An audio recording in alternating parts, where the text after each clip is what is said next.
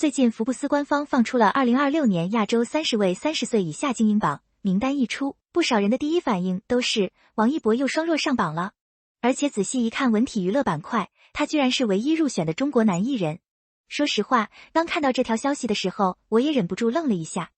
毕竟在大众印象里，他更多是演员或者偶像歌手，怎么突然就和福布斯精英行业变革者这种硬核标签挂上钩了？但仔细琢磨一下，这其实一点都不意外。福布斯从来不是只看流量和热搜的榜单，他挑人的核心逻辑永远是你在这个年纪到底能为自己的领域带来什么实质性的突破。王一博这次能稳稳站上去，靠的绝不是粉丝刷数据，而是实打实跨出了好几条赛道，而且每条都走出了名堂。我个人一直觉得，在这个容易浮躁的圈子里，能沉下心来把一件事做到极致已经很难了。他倒好，直接把跨界完成了深耕，这种反常规的专注力确实值得咱们好好聊聊。很多人喜欢用6边形战士来形容他，演员、歌手、职业赛车手，这履历单拎出来，哪一个都够普通人卷上好几年。但咱们不妨往深处想一层，所谓的全能，从来不是样样通样样松的蜻蜓点水，而是把有限的时间和精力精准砸在自己真正热爱的事儿上。你看福布斯给他的官方介绍词，干脆利落，中国演员、歌手、职业赛车手，没有一堆虚头巴脑的修饰，就是实打实的身份叠加。这年头跨界的人不少，但真正能把每个身份都扛住行业检验的，屈指可数。我个人挺感慨的，现在很多人做职业规划，总喜欢追求斜杠带来的新鲜感，却忘了斜杠的前提是每一杠都能立得住。王一博的厉害之处就在于，他不是用跨界当噱头，而是用跨界当修炼场。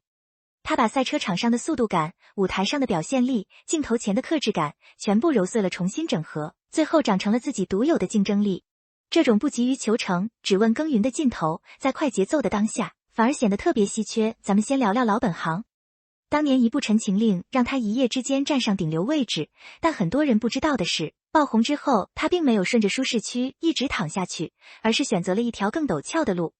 从无名里那个眼神戏能撑住大银幕的特务，到长空之王里试飞员的坚韧，再到热烈里街舞少年的热血，这几年他的作品轨迹清晰的惊人。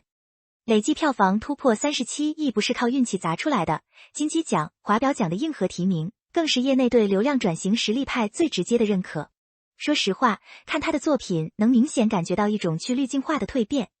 早期的他可能需要靠人设和话题维持热度，现在的他更愿意把声音藏在角色背后，用作品本身去说话。我个人特别欣赏这种主动撕标签的勇气。娱乐圈从来不缺昙花一现的漂亮面孔，缺的是愿意花时间打磨演技，甚至愿意为角色把自己打碎重来的狠人。他能在商业价值和艺术追求之间找到平衡点，说明他已经完成了从被选择到能选择的跨越。这种成长轨迹对很多还在迷茫期的年轻演员来说，其实是个特别好的参照系。如果说演戏是他的基本盘，那赛车就是他真正玩命的副业。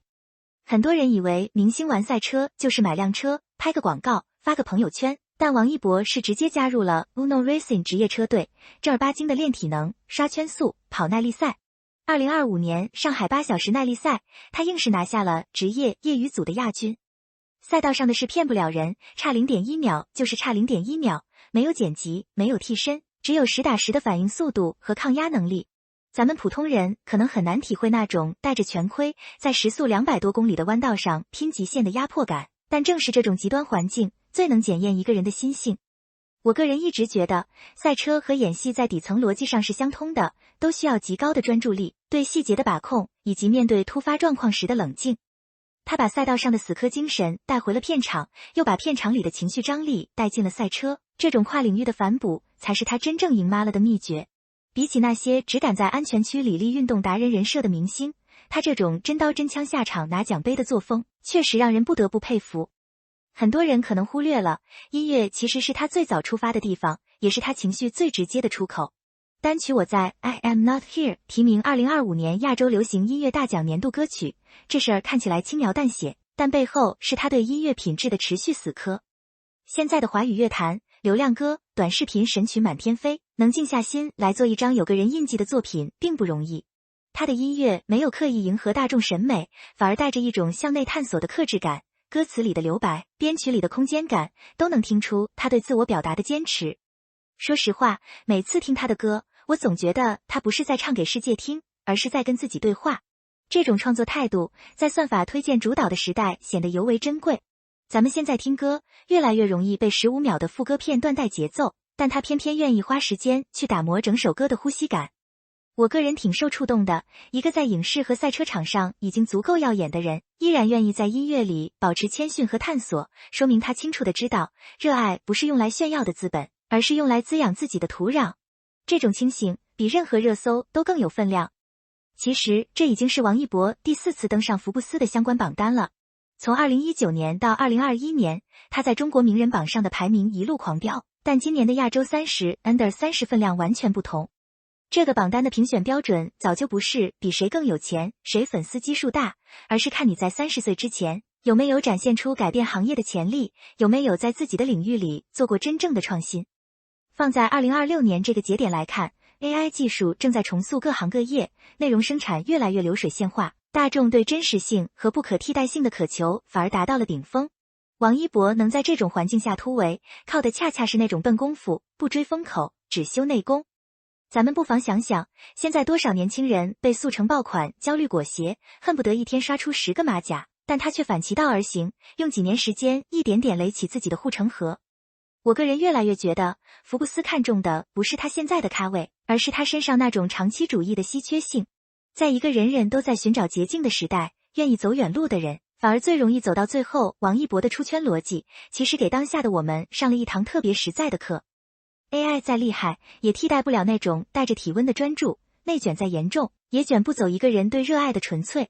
很多人问他你怎么做到一天当48小时用的，其实答案特别简单，不是时间变多了，而是干扰变少了。他几乎不参加不必要的社交，不消耗精力在无效争论上，把全部能量都集中在演戏、训练、创作这几件事上。这种极致的断舍离，在信息爆炸的今天，几乎成了一种超能力。咱们普通人可能没法像他一样横跨多个高门槛领域，但完全可以借鉴这种聚焦的思维方式。别总想着什么都要，先把一件事做到不可替代，其他的自然会跟着来。我个人挺认同这种生活哲学的，真正的自由不是拥有无数选项，而是有能力对不重要的事说不。他用实际行动证明，顶流从来不是热搜堆出来的，而是靠作品、靠汗水、靠那股子撞了南墙也不回头的狠劲儿熬出来的。其实挺想恭喜他的，不是因为他又拿了一个奖杯，而是因为他在这个年纪依然保持着对世界的好奇和对专业的敬畏。当别人还在苦心经营人设的时候，他已经戴着头盔在赛道上听风声了。当别人还在纠结番位和话题的时候，他已经在镜头前把角色活成了自己。这种不张扬却足够硬核的斜杠姿态，恰恰是当代年轻人最需要的精神样本。未来的路还很长， AI 会继续迭代，行业会继续洗牌，但只要他继续保持这种专注热爱、死磕到底的节奏，就一定能跑得更远。咱们不妨也多给自己一点耐心，别被外界的噪音带偏节奏，找到属于自己的那条赛道，然后踩下油门，稳稳地开下去。毕竟，真正的人生赢家，从来不是赢在起跑线，而是赢在能不能一直保持在路上的状态。